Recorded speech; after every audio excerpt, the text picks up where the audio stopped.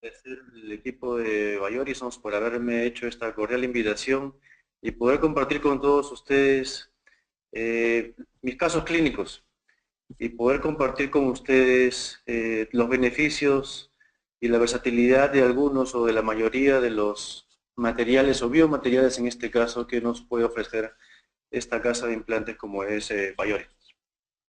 Y vamos a hablar hoy día de regeneración ósea predecible en la práctica clínica diaria. Y básicamente me voy a tratar de centrar en mostrarles casos clínicos, puesto de la limitada cantidad de tiempo.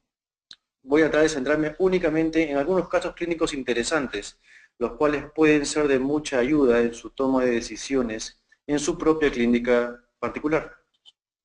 Básicamente lo que vamos a ver hoy son procedimientos de preservación de reborde, ya sea de un sitio, o es decir, de un diente, múltiples dientes adyacentes, cuando realizamos extracciones en sitios que están infectados y también tanto en sitios anteriores como posteriores.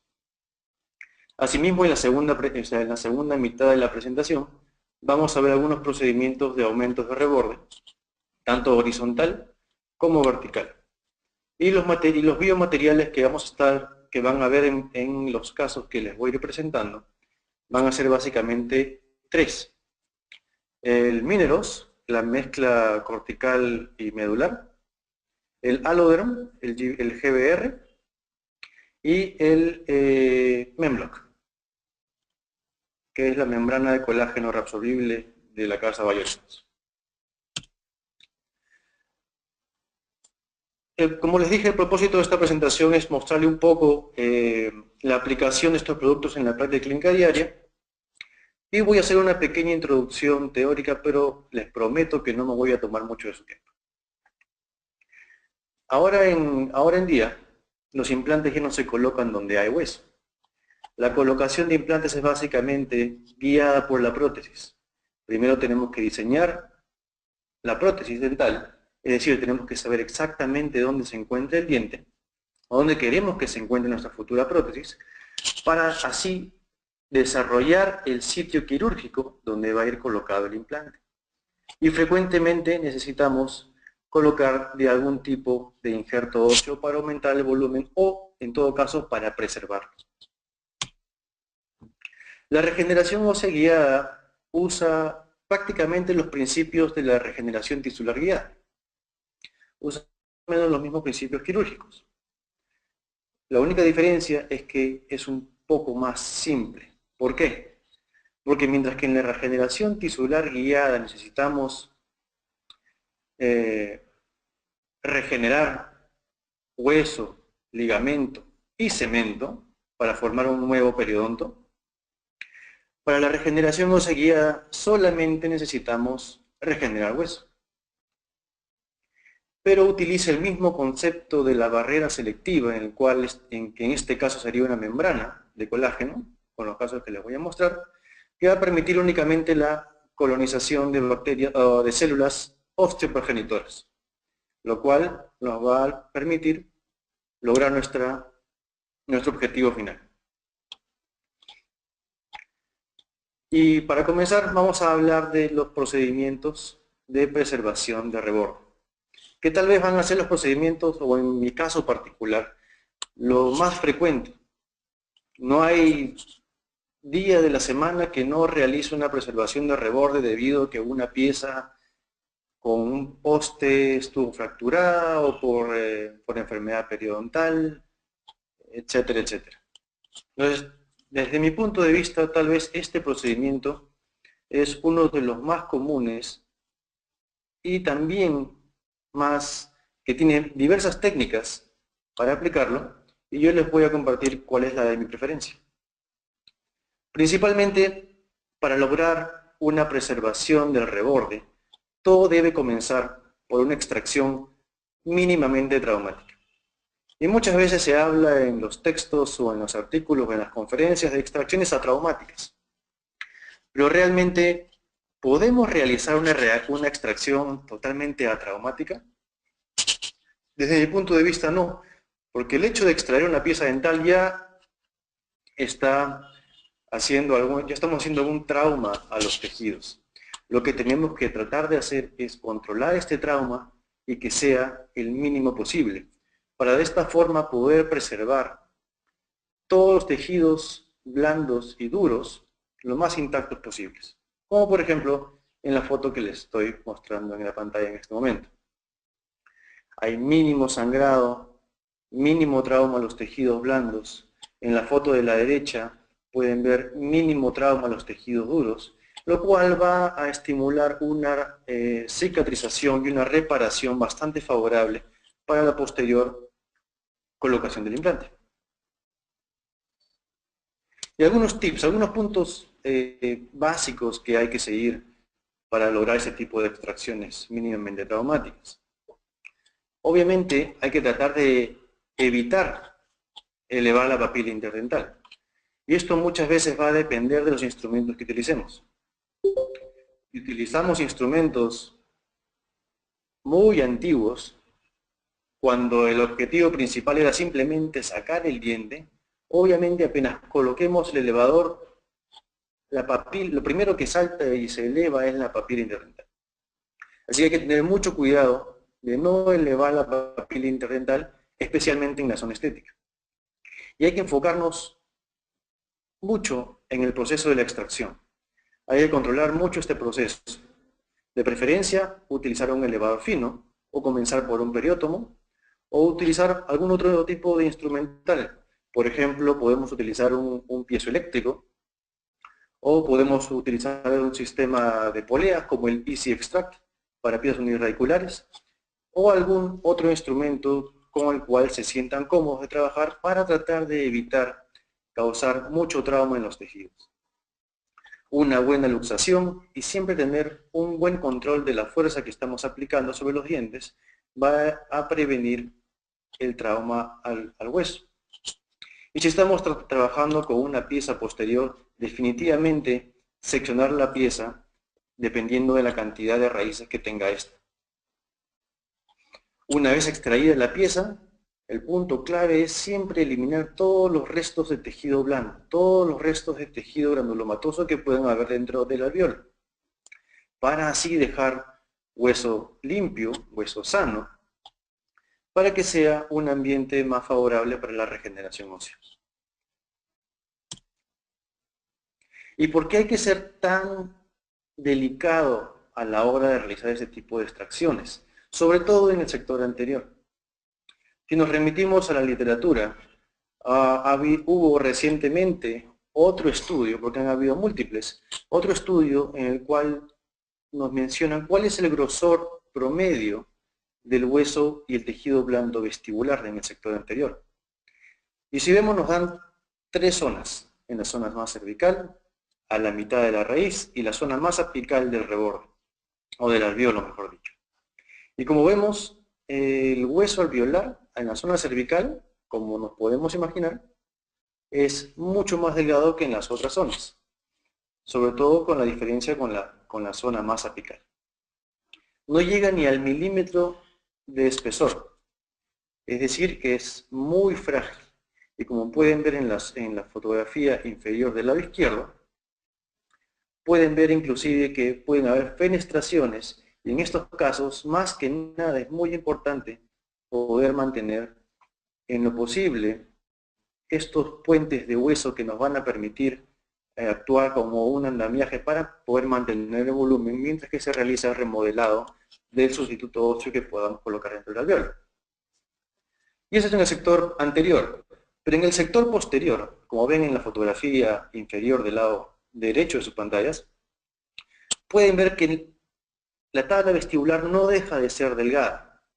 Y si bien no tiene una implicancia estética, o mucha implicancia estética, siempre es importante poder mantener el contorno vestibular, puesto que si perdemos grosor o anchura de hueso, de reborde, lo que va a pasar posteriormente es que probablemente podamos colocar un implante, pero al tener esa concavidad va a ser un lugar más propicio por el acúmulo de placa bacteriana y restos de comida, lo cual puede traer otro tipo de problemas. En promedio, en toda la boca, en la zona crestal, en la zona cervical del hueso, tenemos un promedio de 1.1 milímetros de ancho de cresta ósea. Y esto es en promedio, como les dije, tanto el sector anterior como el sector posterior. Así que esto nos da una idea bastante general de qué tan delicada es la tabla vestibular. Así como ya lo han mencionado autores importantes como Araujo, Schropp y Acela, entre otros, todos llegan a la misma conclusión, que la pérdida ósea en los primeros meses luego de la extracción es de entre el 30 y el 50% del volumen del alveolo, si es que no colocamos ningún tipo de relleno o no hacemos ningún tipo de procedimiento para mantener el volumen del alveolo. Asimismo, se describió que la mayor reabsorción va a ocurrir en la tabla vestibular. Y esa es la tabla que más nos importa desde el punto de vista estético. En el maxilar superior, los alvéolos pierden más anchura que en el maxilar inferior. Por lo tanto, es muy importante hacer algo al respecto. No podemos dejar un alvéolo sin tratamiento, puesto que va a tener una gran implicancia a la hora de proceder con la colocación. En algunos estudios, otros estudios de otros autores, por ejemplo en este de Nevins, se vieron dientes extraídos, en el cual comparó preservación de reborde versus solo extracción. Y se tomó una tomografía a los 90 días post-tratamiento. ¿Y qué es lo que se vio? Que en los sitios con preservación de reborde, casi el 80% de sitios perdieron menos del 20% de tabla vestibular. Es decir, se mantuvo más del 80% de tabla vestibular. En cambio, cuando no se hizo ningún tipo de tratamiento, es decir, se dejó el alvéolo solo a que cicatrice naturalmente, el 71% de los sitios perdieron más del 20% de la tabla vestibular. Acá tenemos un buen motivo por el cual podemos o debemos realizar algún tratamiento a la hora de la extracción. Y en otro estudio, en el cual se tomaron piezas multirradiculares, así como piezas unirradiculares, en el cual se puso un injerto o un sustituto óseo en el alvéolo, se dejó remodelar por 4 meses. En el sector posterior los implantes se dejaron osseointegrar por 4 meses y en el sector anterior o en piezas unirradiculares, algunos inclusive fueron cargados inmediatamente. ¿Y qué es lo que se vio? Que siempre el hueso crestal se encontraba coronal a la primera rosca del implante. Y estos injertos o sustitutos óseos fueron sustitutos humanos mineralizados, es decir, fueron aloinjertos. ¿Y qué nos dice? Que a la larga, o que post tratamiento del alvéolo con algún aloinjerto mineralizado, el hueso crestal se va a mantener. Y si se mantiene, no va a haber tampoco retracciones gingivales. Como conclusión de estos estudios y de otros, podemos decir que cambios en la dimensión alveolar luego de la extracción pueden reducir o incluso eliminar la posibilidad de colocar un implante, y aquí viene la parte clave, en una posición protésicamente ideal.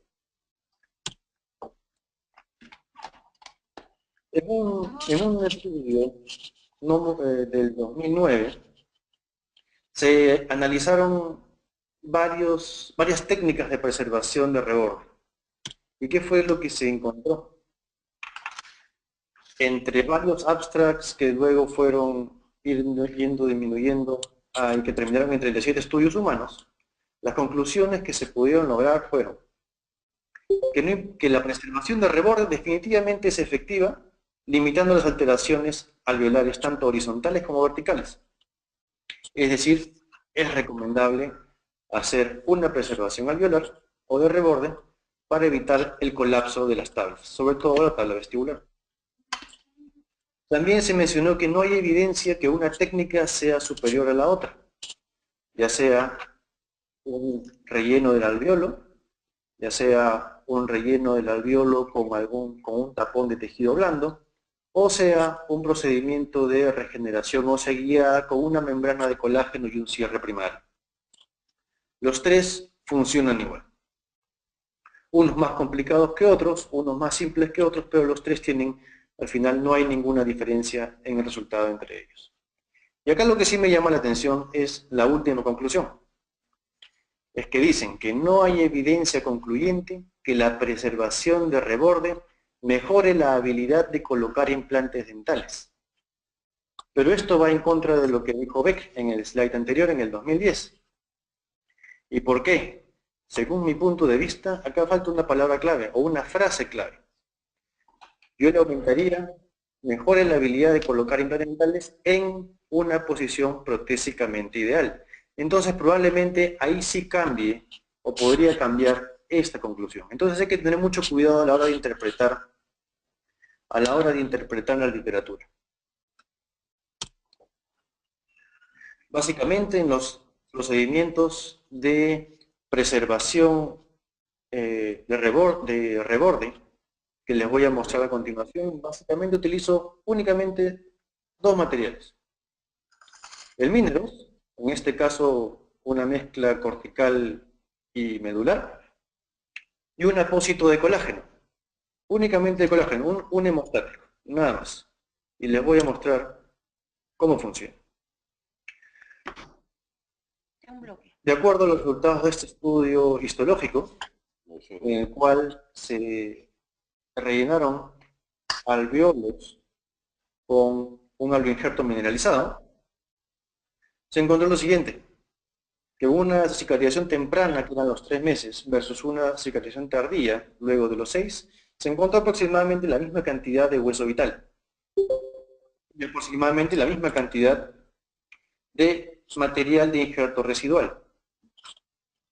El hueso vital de 45, más o menos el 45 o el 46%, bastante significativo en la cantidad de hueso vital para nuestra colocación de implante.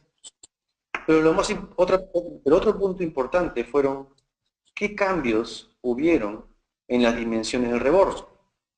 Y más que nada nos importa saber cuánto se perdió realmente de la tabla vestibular, en este caso particularmente de altura. En la tabla del lado inferior, en el círculo amarillo, pueden ver que a los 3 meses pudo haber una ligera pérdida de menos de medio milímetro, que tomando en cuenta la desviación estándar, inclusive en algunos casos se pudo encontrar alguna ganancia en altura de la tabla vestibular.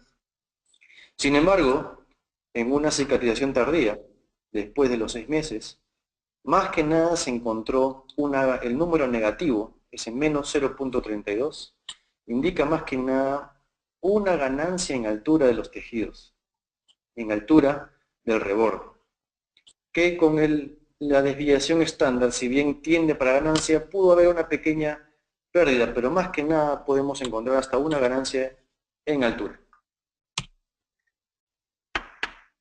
De modo de caricatura, básicamente esto es lo que queremos lograr. Como tomando el ejemplo de una raíz uniradicular, de una pieza uniradicular, lo que queremos hacer es, como muestra la foto del lado izquierdo, una extracción mínimamente traumática en la cual preservamos los tejidos, tanto los tejidos blandos como los tejidos duros, para luego poner un relleno o un sustituto óseo en el alveolo, solo hasta la cresta del reborde. No necesitamos llenar todo el alveolo hasta al ras del tejido blando, puesto que del tejido blando no vamos a tener ninguna célula osteoprogenitora. Todas las células óseas salen, obviamente, del tejido duro. Y debemos dejar más bien ese espacio entre la cresta ósea y el margen gengival para poder colocar nuestro apósito de colágeno y una sutura en cruz para asegurar el relleno y el apósito. Y con esto estabilizamos el coágulo y el medio material de relleno. A partir de los 3-4 meses, si es que estamos hablando de una colocación temprana, podemos encontrar, o idealmente deberíamos encontrar lo que se muestra en la figura del lado derecho. Una regeneración del tejido óseo del reborde y una regeneración también o un cierre completo de los tejidos blandos. Y vamos a los casos. Esta es la parte que nos interesa. ¿Cuándo podemos utilizarlo? ¿Y en qué casos funciona bien? ¿Y cómo funciona? Comencemos por un caso simple. En este caso, por ejemplo, una primera molar superior que estaba indicada para extracción, las raíces son seccionadas, son extraídas una por una, y tratando de realizar el menor trauma posible a los tejidos periodontales, tanto el hueso como los tejidos blandos. Luego, una vez que hemos asegurado que no tenemos ningún tipo de patología o tejido blando o tejido granulomatoso dentro del alveolo y que se encuentra limpio, procedemos a la colocación del material relleno, que en este caso, como les mencioné, va a ser el Mineros, solamente hasta la cresta ósea. De tal forma que, como ven en la última figura, dejamos espacio para nuestro apósito de colágeno, que va a actuar como lo que es un hemostático, para poder estabilizar mejor el coágulo y simplemente colocar una sutura en cruz. Y así el paciente va a su casa y esperamos tranquilamente el proceso de cicatrización y dándole obviamente al paciente recomendaciones apropiadas para el cuidado de la zona, sobre todo durante la etapa inicial de la cicatrización. Las fotos del lado izquierdo son las fotos del antes, son la pieza antes de ser extraída, y luego de 4 meses podemos comparar cómo se ha mantenido el volumen alveolar y cómo hemos logrado una gran cantidad de tejido blando, lo cual nos va a permitir que la colocación del implante sea la etapa más simple de este tratamiento. Y según desde mi punto de vista, así es como deberíamos tratar nuestros casos. La parte inicial o el desarrollo del sitio debe ser el tratamiento más importante y tal vez el más delicado para que nos permita que la colocación del implante nos enfoquemos únicamente en que el implante esté en una posición protésicamente ideal para que nuestra restauración tenga las mejores características desde el punto de vista funcional y desde el punto de vista estético. Durante la cirugía de la colocación del implante del mismo caso podemos ver la cantidad de hueso que se logró regenerar e inclusive hemos podido colocar un implante de 5.8 milímetros de diámetro en una posición ideal para una adecuada restauración. Caso número 2. Y tal vez ese es un caso un poco controversial porque hay muchas personas, hay muchos estudios y muchos dentistas que a veces no saben o no se deciden si es que es adecuado colocar un sustituto óseo en una pieza que está infectada. Obviamente la colocación de un implante puede ser un tema inclusive mucho más controversial puesto que hay literatura encontrada, pero en este caso debido al tema de hoy, vamos a hablar exclusivamente de la preservación del sitio en casos con lesiones periapicales como la de este caso. Es una segunda molar superior izquierda, pieza 2.7 o pieza 15, dependiendo de la numeración que utilicen. Y vemos que hay una lesión bastante grande, la cual inclusive pareciera en algún punto que podría estar perforando el piso del seno maxilar. Luego de la correcta evaluación tomográfica, procedemos a la extracción mínimamente invasiva, mínimamente traumática de esta pieza y podemos ver cómo hemos logrado mantener todos los tabiques interradiculares, los septums, intactos. Y vemos el proceso infeccioso y el drenaje de pus, que había una infección activa, una infección aguda de la raíz mesiovestibular. Lo que hacemos aquí es simplemente eliminar todo el proceso infeccioso, hacer múltiples lavados de la zona y asegurarnos de que quede hueso limpio y que no esté perforado el piso del seno maxilar, obviamente. Una vez que hemos realizado este procedimiento, regresamos a nuestro protocolo ya mencionado, en el cual ponemos un sustituto óseo, un apósito de colágeno, y una sutura muchas veces es más que suficiente, y como en este caso tal vez alguna sutura más de apoyo, puesto que el alveolo era bastante grande. En este caso el paciente se demoró 2 años en regresar por su implante, y podemos ver la situación inicial del lado izquierdo, y en el lado derecho podemos ver cómo hemos logrado preservar el reborde alveolar y cómo se ha eliminado la patología que había ahí. Y vemos que la patología realmente no fue un factor adverso para la nueva regeneración o el remodelado propio del injerto que hemos colocado. Colocamos el implante. Una vez abierto el colgajo vemos todo el hueso que tenemos disponible, luego de 2 años de haber hecho la preservación de alveolo. Entonces podemos también ver acá qué tanto puede durar una regeneración alveolar sin tener el estrés o la influencia de la carga oclusal de un implante cargado. Y luego de 2 años, en los cortes tomográficos del lado derecho, podemos ver la situación del implante bastante estable en un sitio que fue previamente preservado con un alvoinjerto, en este caso el Mineros, y un apósito de colágeno. Otro caso, múltiples sitios. Acá también pueden haber preferencias de tratamiento, pero la mía siempre es hacer el procedimiento más simple posible con resultados más predecibles. Y mientras que pueda hacer una extracción mínimamente traumática, voy a optar siempre por no elevar un colgajo. En este caso el paciente tenía un puente hasta la primera molar y la segunda molar y tercera molar también estaban indicadas para extracción. Realizamos la sección de las raíces, extraímos raíz por raíz, limpiamos los alvéolos, colocamos nuestro material de relleno, Mineros, en la primera y segunda molar, puesto que la tercera molar no íbamos a colocar un implante, y colocamos los apósitos de colágeno, que son hemostáticos, en los 2 primeros alvéolos, y en la tercera molar pusimos solamente el agente hemostático. Y vamos a ver qué pasó. Esta es la situación inicial. El paciente presentaba lesiones de bifurcación 2 y 3 en las 3 molares, por lo cual fueron hechas las extracciones. Y esta es la situación después de 4 meses. Una cicatrización bastante buena del sitio. Hemos logrado mantener el ancho del reborde para que nuestra colocación de implante sea bastante simple.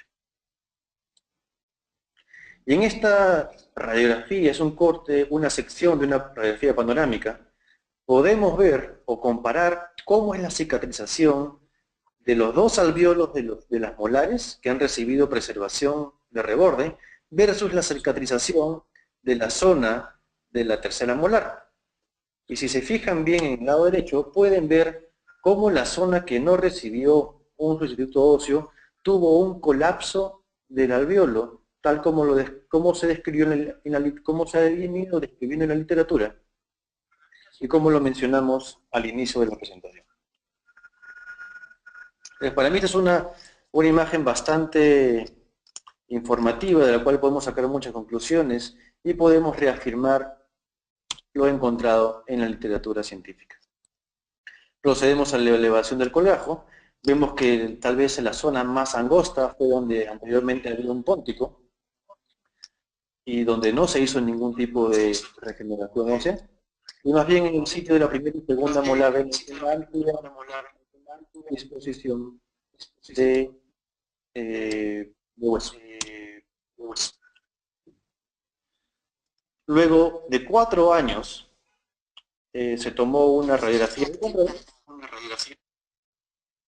y esto es lo que vemos. Vemos crestas óseas bastante estables, vemos que el hueso está completamente remodelado y mineralizado, no se ve la diferencia entre hueso nativo y hueso injertado. Y vemos que las condiciones de salud o las condiciones periimplantales son bastante buenas.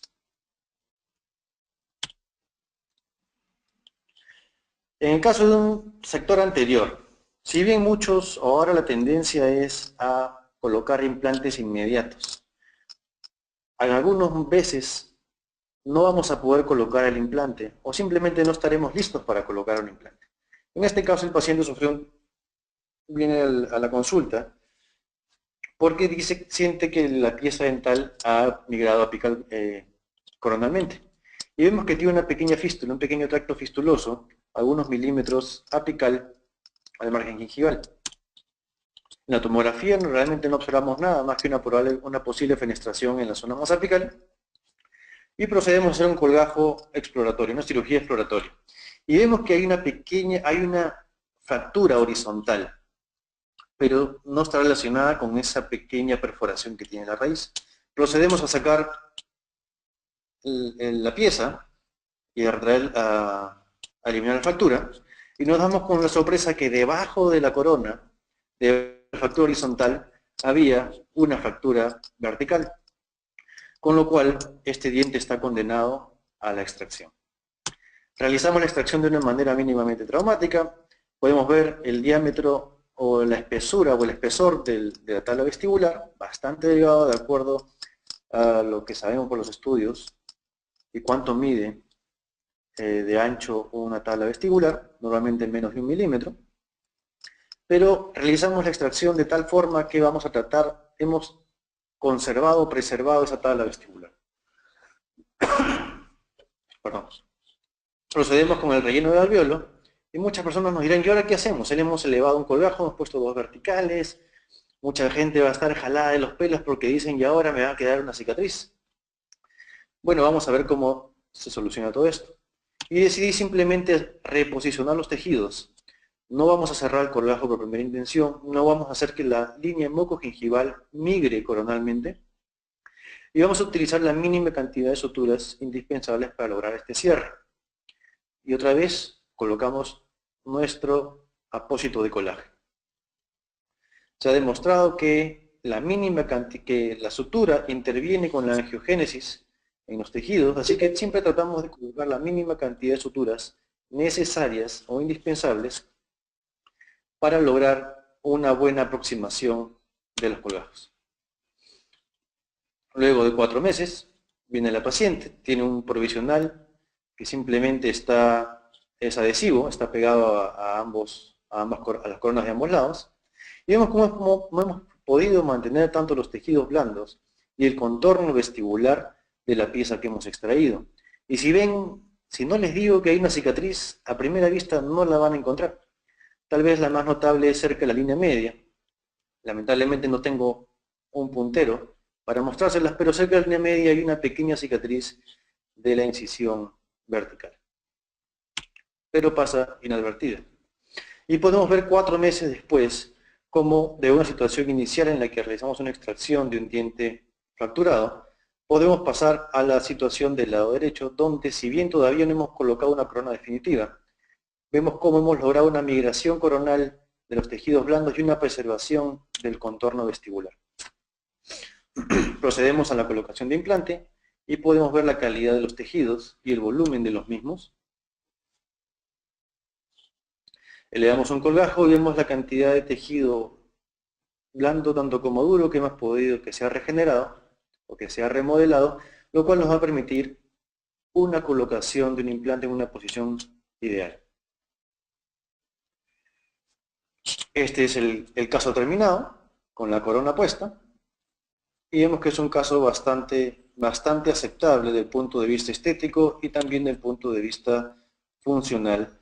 Y si queremos ver la cicatriz de la incisión vertical, probablemente si no se las muestro no la van a encontrar, pero ahora que les he dicho seguramente van a agudizar más la vista y van a ver una pequeña cicatriz cerca de la línea media. Luego de 3 años de seguimiento, podemos ver la calidad, cómo se mantienen los tejidos con una muy buena calidad, tanto de tejido blando como de tejidos duros, como se muestra en la radiografía del lado derecho.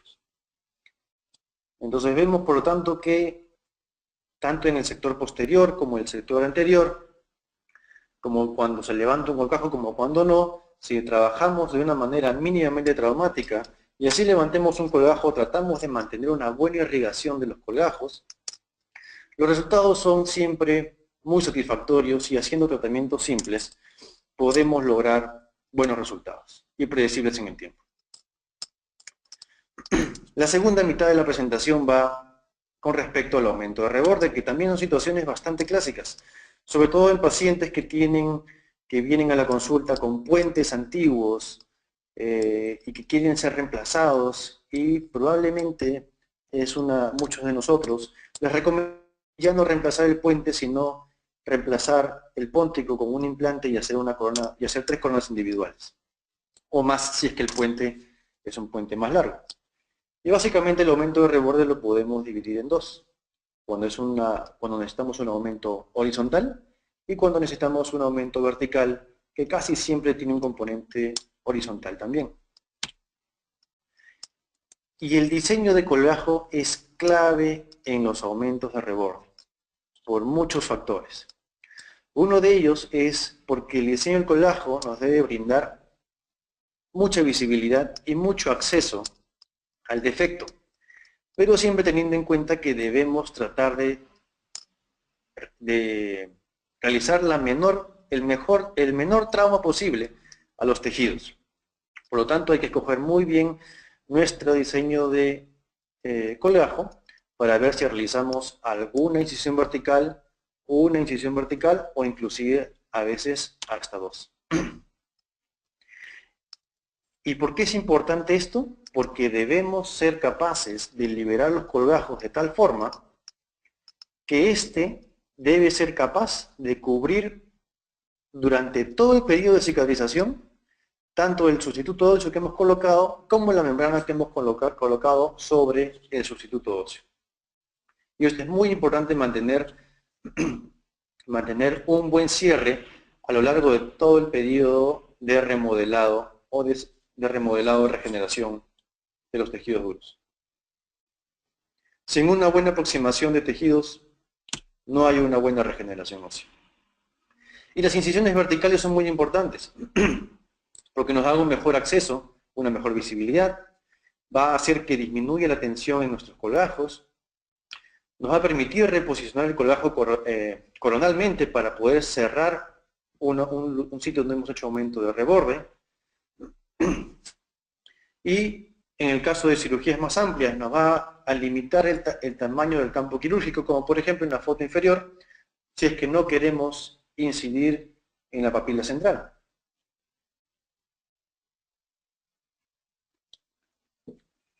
Y vamos con algunos casos. Un implante bastante antiguo, recubierto de hidroxiapatita, sin roscas, un implante cilíndrico, colocado ya hace algunos años.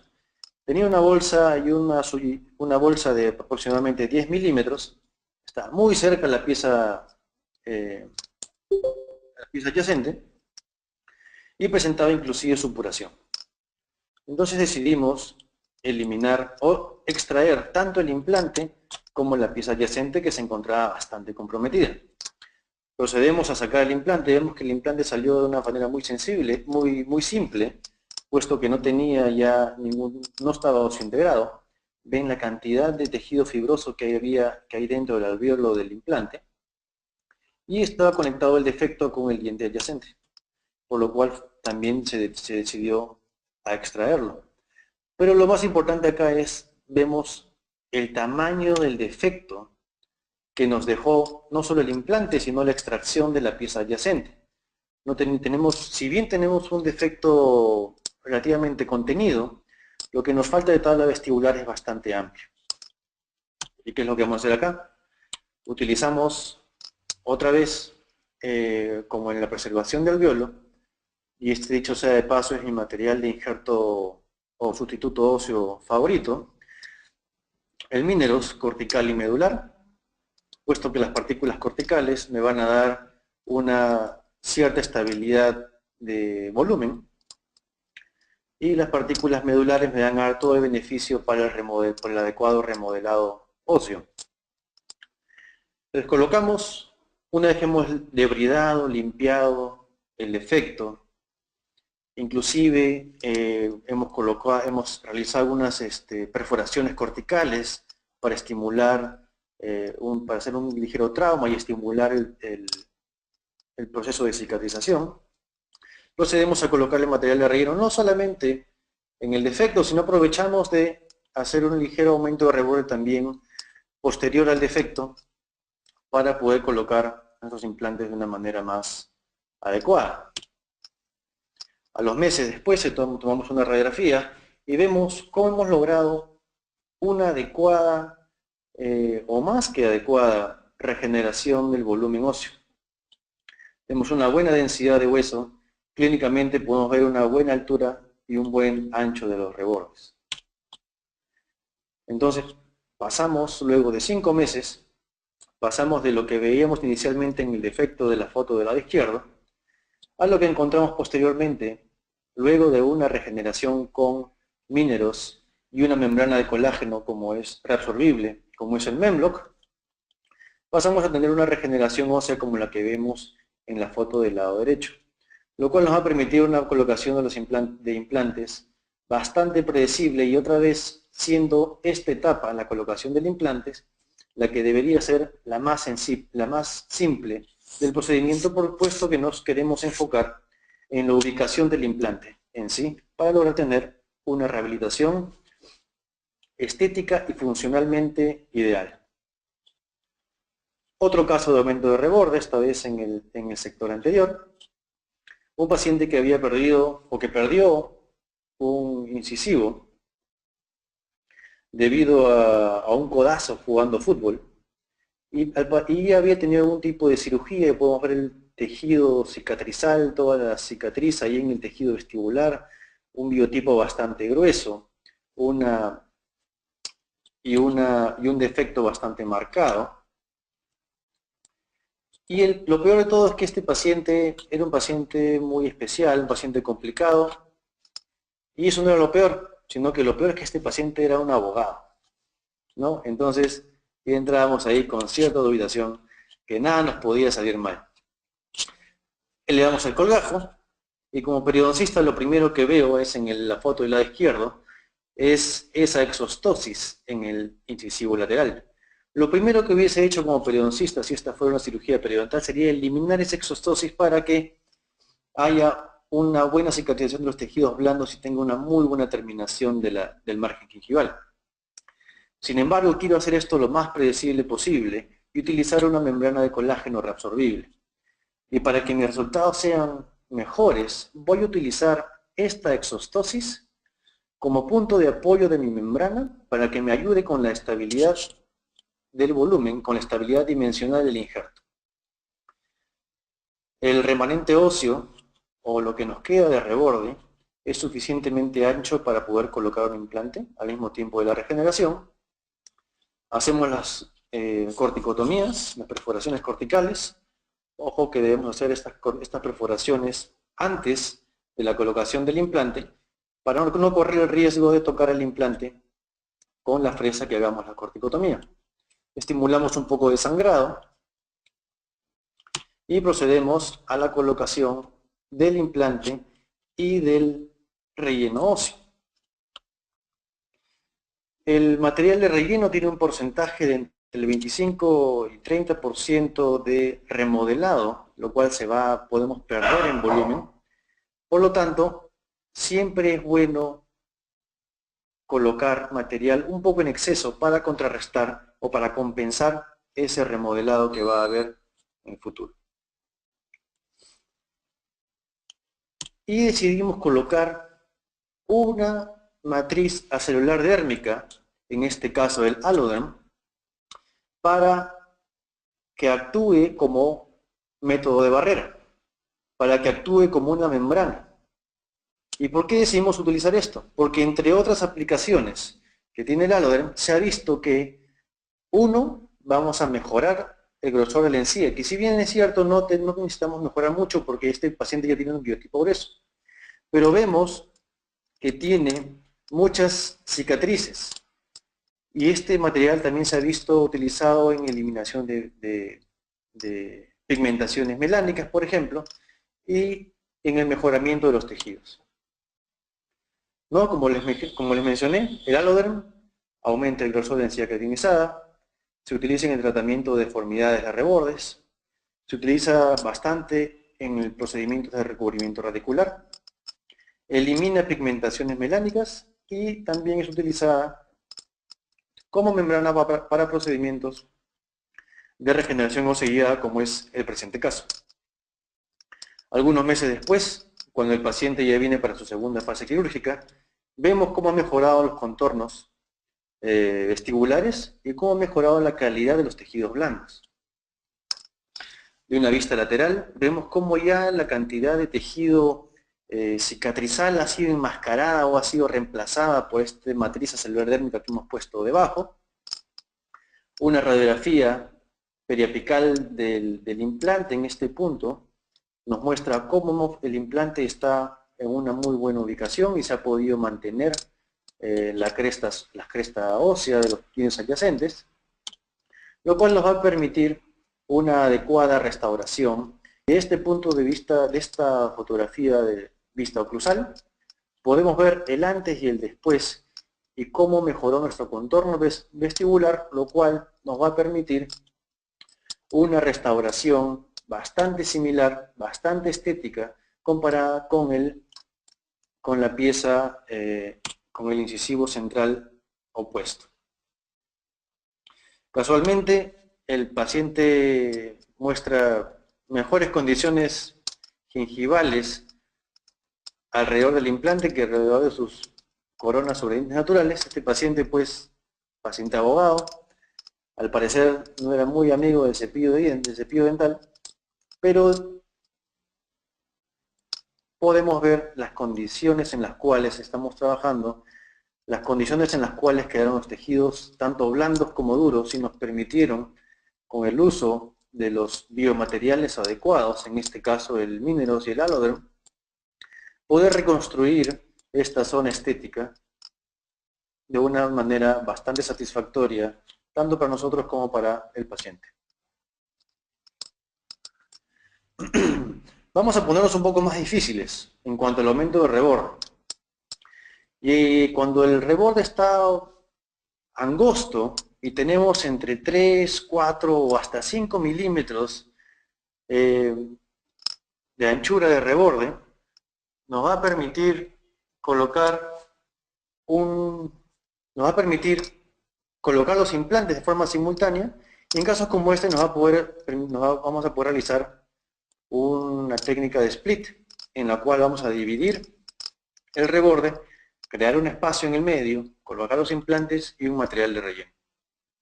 Vemos que tenemos aproximadamente entre 4 y 5 milímetros de diámetro, pero tenemos una pequeña concavidad en la parte vestibular.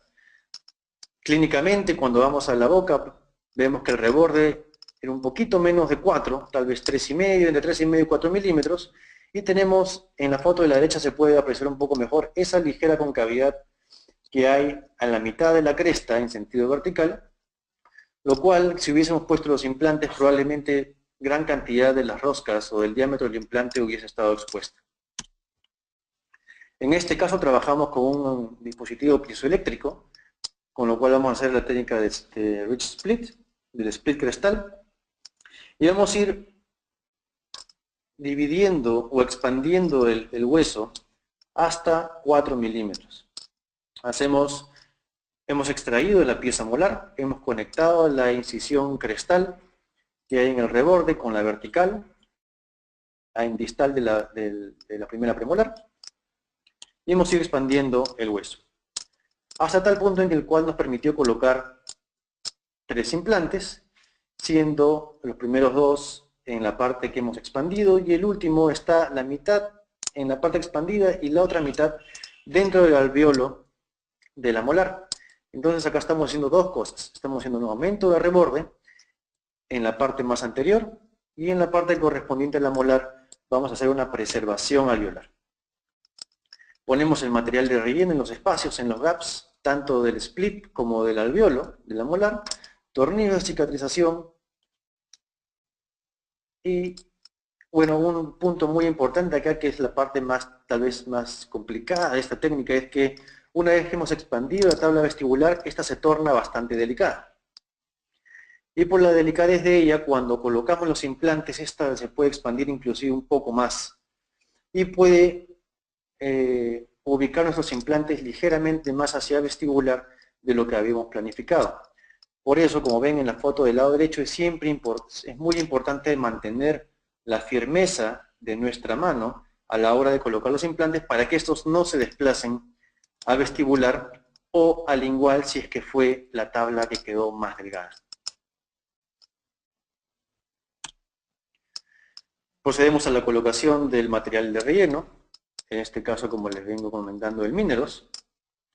Colocamos el Mineros más que nada en la parte más coronal. Como pueden ver, el colgajo es bastante generoso para tener un buen acceso y una buena visibilidad del defecto. No es necesario colocar el material de relleno hacia apical, puesto que la base de la mandíbula es bastante ancha. Lo que más nos interesa es que este material, ese sustituto óseo, el Mineros, se encuentre más cerca al cuello de los implantes y en el alveolo, y dejar la parte más apical en hueso nativo para que ahí se pueda apoyar la membrana y selle el espacio para promover una buena regeneración. Como ven en la foto del lado derecho, una buena aproximación de los tejidos, una sutura colchonero horizontal para aproximar los tejidos y reducir la tensión que pueda haber en la sutura de los colgajos.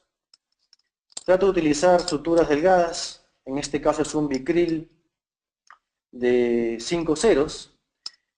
No recomiendo utilizar suturas muy gruesas, puesto que mientras más gruesa es la sutura,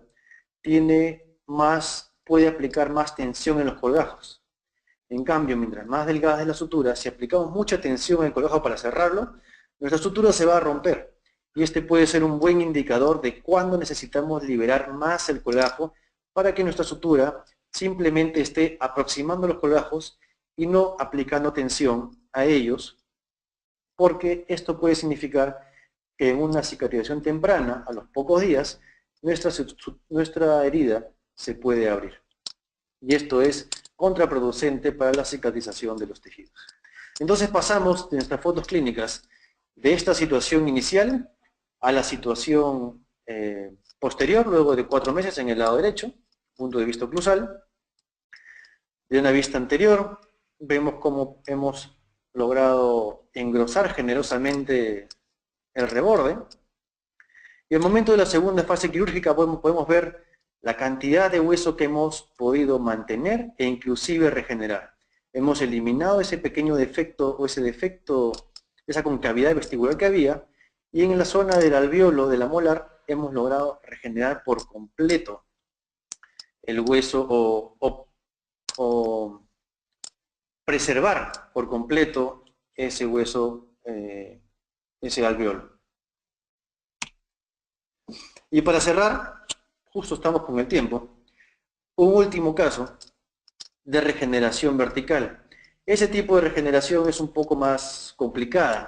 Tal vez esto sí sale un poco de lo del día a día, pero cada vez se va viendo con mayor frecuencia, puesto que hay algunos implantes que ya están comenzando, muchos implantes ya están comenzando a fracasar.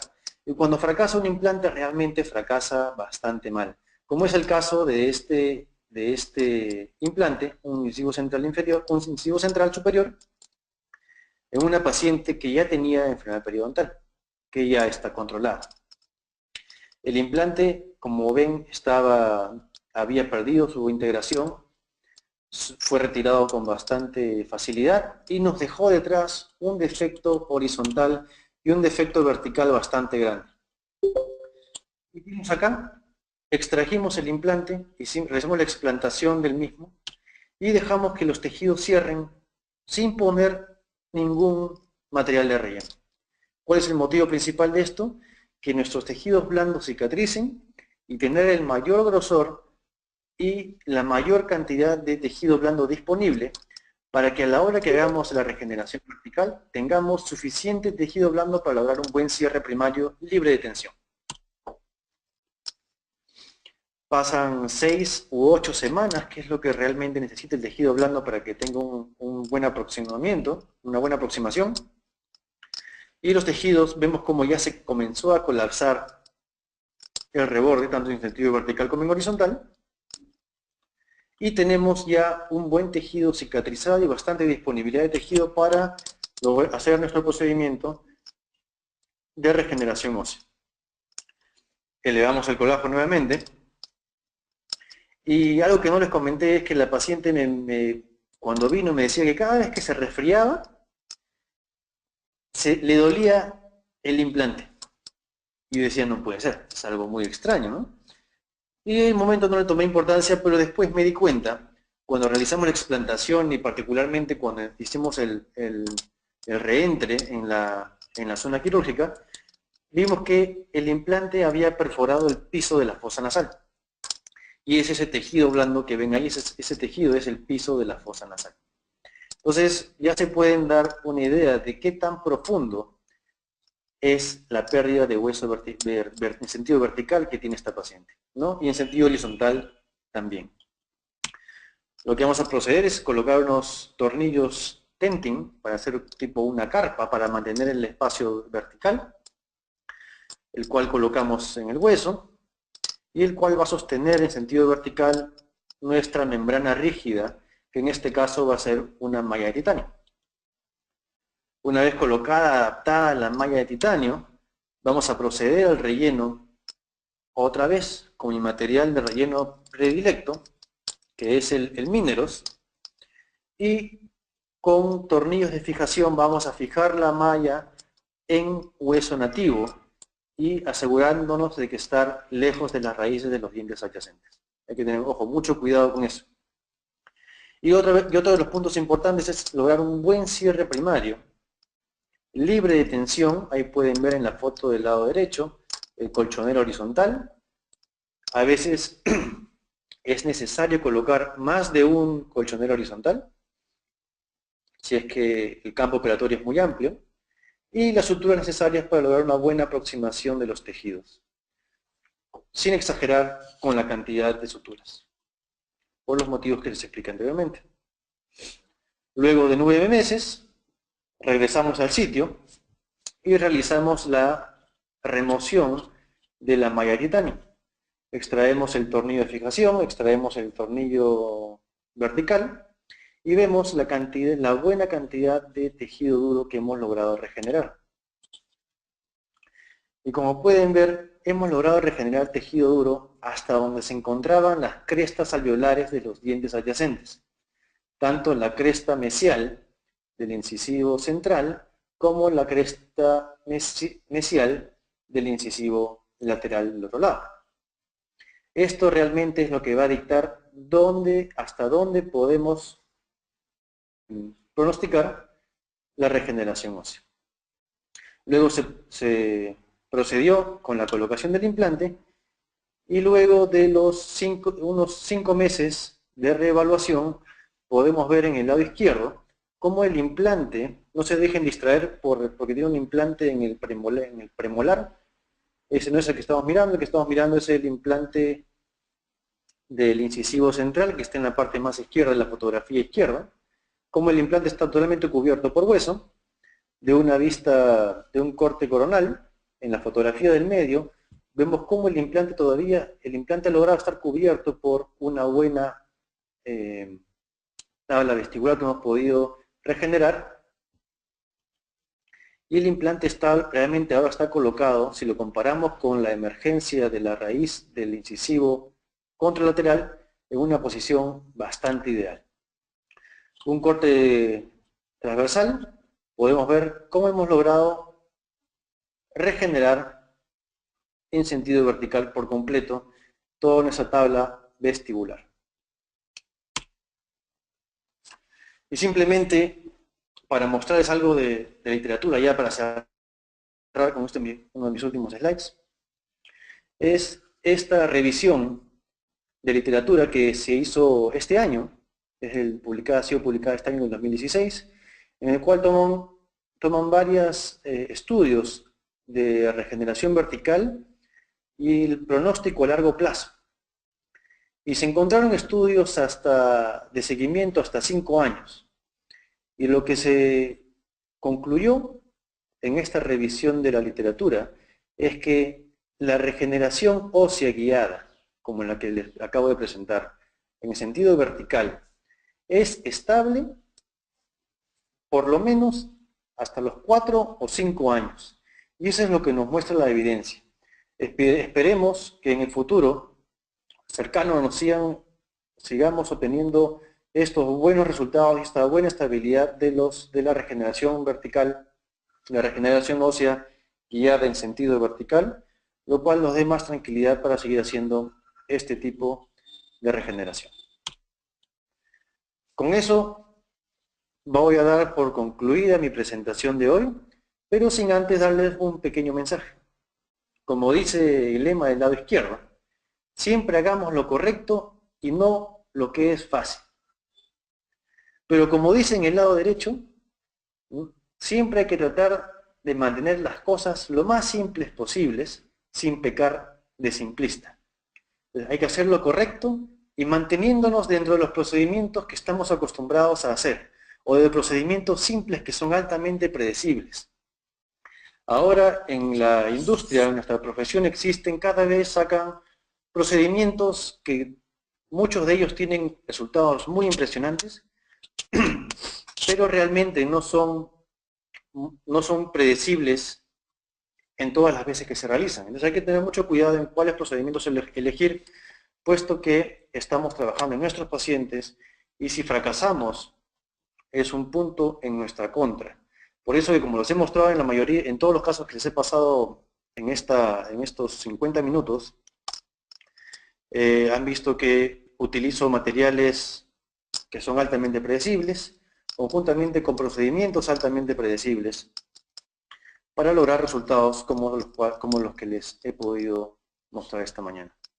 Espero que esta presentación haya sido de su agrado y quiero pasar a la zona de preguntas, no sin antes mostrarles un pequeño video de un instituto, un centro de educación continua que tengo yo acá en Lima, Perú, y al cual están cordialmente invitados si es que así lo desean.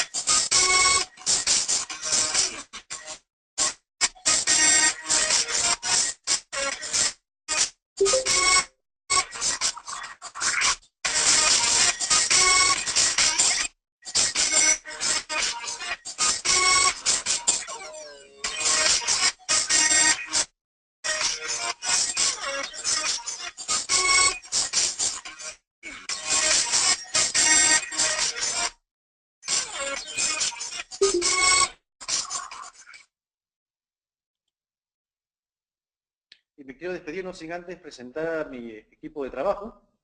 En mi oficina, vengo de una familia de dentistas. Yendo de izquierda a derecha es Sebastián, que es nuestro ortodoncista. El que sigue en la derecha es mi hermano Juan Percy, él es especialista en estética y rehabilitación oral, con quien trabajo todos mis casos, o la mayoría de mis casos. Siguiéndose a la derecha mi madre, Alicia, ella es endodoncista.